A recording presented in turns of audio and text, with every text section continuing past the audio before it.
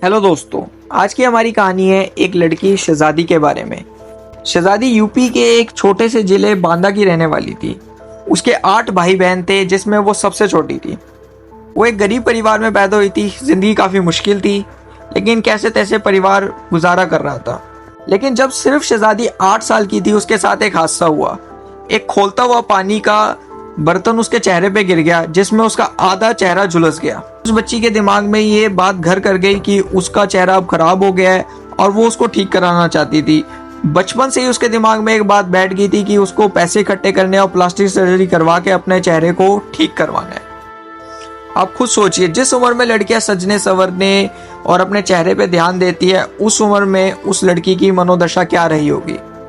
वो क्या सोचती होगी जो उसने बचपन से एक प्रण टाइप ले लिया कि मेरे को बड़े होकर प्लास्टिक सर्जरी करानी और अपने चेहरे को ठीक करवाना है। वक्त गुजरता गया, टाइम बीतता गया, शहजादी की उम्र भी बढ़ती गई, लेकिन उसको लोगों की हेल्प करने में बड़ा मजा आता था। तो उसने एक एनजीओ रोटी बैंक को ज्वाइन करा। पेंडेमिक के टाइम पे जब लोग अपने घरों में थे, उस टाइम उसने गरीबों को रोटी खिलाई और जरूरतमंद की मदद करने की कोशिश करी। शहजादी सोशल मीडिया पर बहुत एक्टिव थी। वहां पर उसकी मुलाकात उजैर नाम के एक लड़के से हुई। धीरे धीरे बात होती गई, दोस्ती हो गई और दोस्ती प्यार में बदल गई। एक दिन उजैर ने बातों बातों में कहा, शहजादी तुम यहाँ क्या कर रही हो? तुम मेरी बुआ के पास अबू धाबी चले जाओ, वहाँ पे पैसा भी है और वहाँ पे बहुत अच्छा ट्रीटमेंट भी है। वहाँ पे अगर तुम पैसा कमा के अपना चेहरा भी ठीक करवा सकती हो और जो भी जायज़ मदद होगी वो मेरी बुआ तुम्हारी करेगी। शहजादी उसके बातों में आ गई। शहजादी को क्या पता था, उजैर ने अपनी बुआ से 1.5 लाख रुपए लिए थे, जिसमें वो शहजादी को अबू धाबी भेजेगा और उसके बदले में उसकी बुआ उसको 1.5 लाख रुपए देगी। असल में यूएई के अंदर डोमेस्टिक हेल्प बहुत महंगी है, तो उसने अपनी बुआ से कुछ इस तरीके से डील करी कि मैं यहाँ से एक इंडियन लड़की आप तक भेजूंगा जो आपका घर का सारा काम करेगी और उसके बदले में आप मुझे 1.5 लाख रुपए दोगे और कुछ भी थोड़ा बहुत पैसा आप उस लड़की को दोगे। शहजादी ने को इस सब के बारे में कुछ नहीं पता था। शहजादी ने जाने के लिए हाँ कर दिया। 2022 में उसने अबू धाबी जाने की तैयारी शुरू कर दी। उसने अपनी सारा ही जमा पूंजी, जिसमें 90,000 रुपए, एक चेन और अपने सारे जितने उसके सर्टिफिकेट थे उजैर को दे दिए और टूरिस्ट वीजा पे वो अबू धाबी चली गई। वहां पर जाकर उसने उजैर की बुआ के यहाँ डोमेस्टिक हेल्प का काम करना शुरू किया। उसको कुछ पैसे मिलते थे, उसमें वो खुश थी और जिंदगी अच्छी बीत रही थी। वहां पे कुछ टाइम बाद शहजादी को जॉब कार्ड भी मिल गया। 6 दिसंबर 2022 को उजैर की बुआ ने एक लड़के को जन्म दिया। जैसे आम छोटे बच्चों को वैक्सीन लगाई जाती है, वैसे उस बच्चे को भी वैक्सीनेशन स्टार्ट हो गया। एक दिन सिंपल उस बच्चे को वैक्सीनेशन लगवाने के लिए ले जाया गया और जब बच्चा वापस घर में आया तो उसकी तबीयत बिगड़ गई। उसको जल्द आनन फानन में हॉस्पिटल ले जाया गया और जहां पर उस बच्चे को मृत घोषित कर दिया गया। उस वक्त बच्चा सिर्फ 4 महीने और 11 दिन का था। उसके पिता ने वहां पे हंगामा खड़ा कर दिया कि वैक्सीनेशन की वजह से बच्चे की जान गई है, क्योंकि अभी तक तो हमारा बच्चा बिल्कुल ठीक था और जैसे हम वैक्सीनेशन लगवा के आए बच्चे की जान चले गई। हॉस्पिटल स्टाफ ने कहा, अगर आपको ऐसा लगता है तो हम बच्चे का पोस्टमार्टम करा देते हैं, दूध का दूध और पानी का पानी हो जाएगा। लेकिन उसके पिता ने पोस्टमार्टम कराने से मना कर दिया। साथ ही साथ एक फॉर्म साइन करा जिधर उन्होंने कहा कि हॉस्पिटल स्टाफ की इसमें कहीं भी कोई भी गलती नहीं है और उसके बच्चे की डेथ नेचुरल हुई है। कि 2021 में ये जाती हैं यहाँ से 21 में जाती हैं एंड में 4, 5 या 6 महीने के बाद में जो नाजिया जिनका ये काम करते थे उनके यहाँ एक बच्चा पैदा होता है जिसकी ये केयर टेकिंग करती थी। 7 दिसंबर को उसको एक वैक्सीन लगती है और उसी दिन जिस दिन वैक्सीन लगती है उस दिन बच्चा बहुत रोता है और उसी दिन उसकी डेथ हो जाती है। नाजिया और फैज़ उस बच्चे को लेकर हॉस्पिटल जाते हैं। हॉस्पिटल जाने के बाद उन्होंने ऑफिशियली कंप्लेंट किया है हॉस्पिटल स्टाफ के अगेंस्ट में कि बच्चा कैसे मर गया। ठीक, हॉस्पिटल कहता है कि आप बच्चे की पोस्टमार्टम कराइए, एज अ रूल पोस्टमार्टम करा लीजिए इसकी। उसके बाद उस वक्त इन लोग एक कंसेंट लेटर देते हैं जिसमें ये कहते हैं कि मुझे अब किसी पे, ना गवर्नमेंट एंटिटी पे ना प्राइवेट एंटिटी पे कोई शक नहीं है, मैं इसमें फर्दर इन्वेस्टिगेशन नहीं चाहते हैं और बच्चे का पोस्टमार्टम नहीं किया जाए। अगेंस्ट द लॉ जा करके इनको बॉडी 9 दिसंबर को हैंड ओवर की जाती है। अब बच्चे को गुजरे हुए 51 दिन हो गए। अब शहजादी वहां पे काम करना नहीं चाहती थी क्योंकि उसको बहुत कम पैसे मिलते थे और उसे बाहर मार्केट में और अपॉर्चुनिटीज दिख रही थी जिसमें वो ज्यादा पैसे कमा सकती थी, तो वो वहां से काम छोड़ के जाना चाहती थी। लेकिन दिक्कत ये आ रही थी कि उन लोगों ने उसका पासपोर्ट रख लिया था और वो वहां से उसको जाने नहीं दे रहे थे। जब भी वो जाने की बात करती थी उनके घर में लड़ाई झगड़ा शुरू हो जाता था। अब बच्चे को गुजरे हुए 51 दिन हो गए थे। शहजादी सोई हुई थी। सडन उज़ैर की बुआ और उसकी सारी फैमिली आई और शहजादी को मारना पीटना शुरू कर दिया और उस पर वो बोला कि तूने मेरे बच्चे की गला घोंटकर हत्या की है। शहजादी को मारा पीटा गया, उसके सारे कपड़े उतार दिए गए और उसका एक कन्फेशन रिकॉर्ड कराया गया जिसमें शहजादी के शरीर पर एक भी कपड़ा नहीं है। वो डरी हुई है और वो कन्फेस कर रही है कि उसने ही उस बच्चे की गला घोंटकर हत्या करी है। आपको हैरानी होगी, ये एकमात्र सबूत है जिस कन्फेशन के ऊपर, जिसमें उसने एक भी कपड़ा नहीं पहना हुआ, उस कन्फेशन के ऊपर उसको, शहजादी को मौत की सजा हुई है। तो आप खुद सोच सकते हैं वो कन्फेशन कितना ऑथेंटिक है। अगर एक भी कोई चेन ऑफ इवेंट्स अगर ब्रेक हो जाता है, एविडेंस की अगर एक भी कड़ी टूट जाती है या डाउट क्रिएट हो जाता है तो कन्विक्शन नहीं होता है। यहाँ तो साहब टोटल पूरा केस ही आपका डाउटफुल है, पूरा केस डाउटफुल है। उसके बाद आप आते हैं फरवरी के महीने में। फरवरी के महीने में 58 दिन के बाद आप एक परपटेड वीडियो बनाते हैं कि इसने कन्फेस कर लिया है कि हमने मारा है नाक दबा के। उसके बाद 10 तारीख को आप ले जाकर अथॉरिटी में पेश कर देते हैं। अब मैंने शुरू जिस दिन केस आया था हमारे पास, मैंने उस दिन ये कहा था कि इसमें नाजिया और फैज़ नहीं, इसमें और बड़ी कॉन्स्पिरेसी हो सकती है। क्योंकि जब वैक्सीनेशन लगी और वैक्सीनेशन से बच्चे की मृत्यु हुई है तो वहाँ के लॉ के अकॉर्डिंगली जो दवा साज कंपनी है जिसने जो वैक्सीन बना रही है उस पर भी गाज गिर सकती है, हॉस्पिटल पर गाज गिर सकती है, डॉक्टर्स पर गाज गिर सकती है। उसको बचाने के लिए इन्होंने बलि का बकरा बना दिया इस लड़की को। जब मेरे पास कोर्ट रिकॉर्ड थोड़ा बहुत है, उसमें जो कोर्ट एनालिसिस कर रहे हैं तो जो एक गवाह है उसमें ये कह रहे हैं कि जिस दिन इसने कॉन्फेस किया उस दिन उसने अपने हाथ की नस काट ली। ये कैसे पॉसिबल है? और हमारा यही कहना है शुरू से कि उसने, शहजादी ने भी कहा है कि हमें बहुत मारा है, पीटा है, मेरे कपड़े उतारे, तब जाकर मुझे ज़बरदस्ती बुलवाया है पापा इन्होंने और रिकॉर्ड किया है।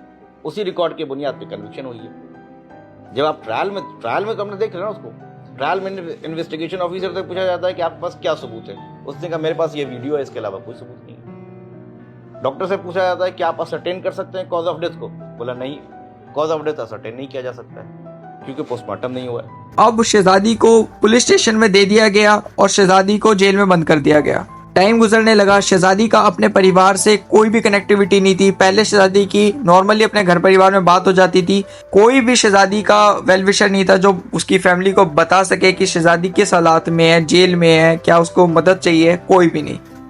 देखते देखते 3 महीने गुजर गए। परिवार छटपटा रहा था, एम्बेसी जा रहा था, हर जगह कोशिश कर रहा था, लेकिन उसके परिवार को कोई भी मैसेज नहीं मिल पा रहा था कि शहजादी किन हालातों में है।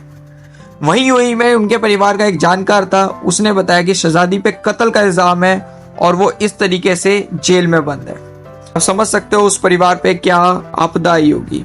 फिर टाइम बीतता गया। यूएई के कानून के मुताबिक उस पर जो इल्जाम थे उसके चलते उसको मौत की सजा सुनाई गई। अब उसका परिवार दर दर भटक रहा था, हेल्प मांग रहा था, कभी एम्बेसी, कभी फॉरेन मिनिस्ट्री, कभी होम मिनिस्ट्री, लेकिन उसको कहीं से भी उस परिवार को हेल्प नहीं मिल रही थी। 14 फरवरी 2025 को शहजादी से उसकी आखिरी इच्छा पूछी गई, जिसमें उसने अपनी आखिरी इच्छा में अपने माँ बाप से बात करना मांगा। उसको फ़ोन दिया गया। शहजादी ने अपने घर पर फ़ोन मिलाया, उसके पिता ने फ़ोन उठाया। शहजादी ने बताया कि कल उसे एग्जीक्यूट कर दिया जाएगा, उसे मार दिया जाएगा। उसके बूढ़े माँ बाप रो रहे थे, शहजादी रो रही थी। उसके माँ बाप माफ़ी मांग रहे थे कि उन लोगों ने बहुत कोशिश करी लेकिन वो उसकी जान नहीं बचा पाए। मेरे बच्चे को फंसाया गया।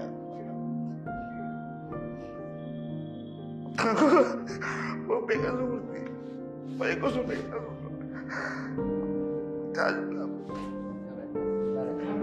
14 फरवरी को फोन आया था उसका आपके पास? रात आया था 12 बजे रात। कभी उसने नहीं किया 2 साल में और यही उल्टी की। पापा मेरा टाइम पूरा हो गया, मेरा टाइम खत्म हो गया। 10 मिनट बाद हुई, रोते रहे, सुनाते रहे। 15 फरवरी को सुबह शहजादी को उठाया गया। उसको एक स्पेशल तरीके के कपड़े पहनाए गए, उसे पोल से बांधा गया। फायरिंग स्क्वाड के 5 लोग आए और शहजादी को गोली मारकर मार दिया गया। लेकिन ऑफिशियल तौर पर ना एम्बेसी ने, ना भारतीय सरकार ने, ना यूएई सरकार ने की फैमिली को जानकारी दी 14 फरवरी को आपकी बेटी को मार दिया जाएगा। ये 14 फरवरी को जो लास्ट उसने अपनी इच्छा मांगी थी, उसी से उसके परिवार को पता लगा कि शहजादी को कैसे ऐसे 15 फरवरी को मार दिया जाएगा। शहजादी के पिता अगले दिन दिल्ली गए, मिनिस्ट्री ऑफ एक्सटर्नल अफेयर्स में गए, सरकारी दफ्तरों में गए, लेकिन कहीं पर भी उन्हें कोई जवाब नहीं दिया गया। बस यही बोला गया अब यहाँ जाओ, किसी ऑफिस में बोला उस ऑफिस में जाओ, उस ऑफिस में बोला मिनिस्ट्री ऑफ होम मिनिस्ट्री में जाओ, होम मिनिस्ट्री से बोला आप एक्सटर्नल अफेयर्स में जाओ। थक हार कर उसके पिता ने 26 फरवरी को एक वकील हायर किया और हाई कोर्ट में रिट लगाई। एटलीस्ट ये तो बता दिया जाए कि उनकी जो बेटी है वो जिंदा है या मर गई है। हाई कोर्ट ने मिनिस्ट्री ऑफ एक्सटर्नल अफेयर को ऑर्डर किया शहजादी का स्टेटस बताया जाए कि शहजादी किन हालात में है, क्या वो उसके साथ क्या हुआ है, क्या वो जिंदा है या नहीं है। आपको जानकर हैरानी होगी, यूएई गवर्नमेंट ने 28 फरवरी को एम्बेसी को जानकारी दी कि ऐसे ऐसे उन्होंने शहजादी को एग्जीक्यूट कर दिया है, उसको डेथ पेनल्टी दी है, उसको सजाए मौत दे दी गई है। मतलब शहजादी के मरने के 13 दिन बाद एम्बेसी को बताया गया कि शहजादी को मार दिया गया है। हमारी एम्बेसी 3 मार्च को जब कोर्ट में आई तो हमारी एम्बेसी का कहना था हम बहुत एक्टिवली केस को फॉलो कर रहे थे। हमारा काउंसलर एज यूजुअल शहजादी से मिलने जेल में जाता था। हमने एक लॉ फर्म हायर की थी जिसमें वकील शहजादी का केस फाइट कर रहा था। हमने दो मर्सी पिटीशन यूएई गवर्नमेंट को दी शहजादी को माफ करने के लिए कि उसकी डेथ पेनल्टी को रोक दिया जाए। लेकिन शहजादी के परिवार ने जब सवाल उठाया और सबूत मांगे, क्योंकि शहजादी के परिवार को कभी भी एम्बेसी की तौर से कोई भी मदद नहीं की गई, तो शहजादी के परिवार को बिल्कुल भी विश्वास नहीं था कि एम्बेसी और मिनिस्ट्री ऑफ एक्सटर्नल अफेयर्स इतना एक्टिवली केस को फॉलो कर रहे हैं। उन्होंने कहा अगर आप लोगों ने मर्सी पिटीशन डाली और यूएई की सरकार ने मर्सी पिटीशन कैंसिल करी तो उसका कोई डॉक्यूमेंट तो होगा, तो वो डॉक्यूमेंट आप कोर्ट में पेश कर दो। अगर काउंसलर जेल में शहजादी से मिलने जाता था तो वो शहजादी से हाय हेलो करने थोड़ी जाता था। कोई तो लीगल एड का फॉर्म होगा जो शहजादी से उसने साइन करवाया होगा कि हम आपकी मदद करेंगे, आप यहाँ पे साइन कर दो। कोई एक डॉक्यूमेंट तो आपके पास होगा, वो डॉक्यूमेंट आप कोर्ट में पेश कर दो। लॉ फर्म को आपने हायर किया होगा तो सरकारी खजाने से कोई तो पैसा होगा, कोई तो ट्रांजैक्शन होगी जो लॉ फर्म के लिए आपने निकाला होगा। उस ट्रांजैक्शन का प्रूफ आप कोर्ट में दे दो। मिनिस्ट्री ऑफ एक्सटर्नल अफेयर्स ने इनमें से किसी भी बातों का जवाब नहीं दिया। शहजादी के परिवार ने कहा उन्होंने खुद अपना पहला लॉयर किया था जिसमें उन्होंने 50,000 रुपये खर्च किए थे और एक एनजीओ की मदद से उन्होंने शहजादी का वकील करवाया था पहला। आप लोगों को जान के हैरानी होगी 26 साल में पहली बार यूएई में किसी महिला को डेथ पेनल्टी दी गई है और वो इंडिया की शहजादी है। लिख लीजिए, आज मैं आपको एक गारंटी दे रहा हूं,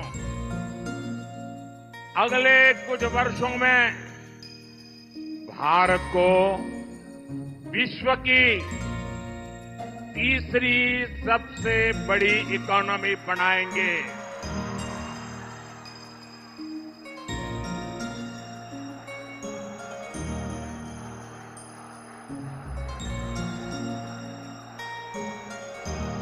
और ये वादा भी पूरा होगा।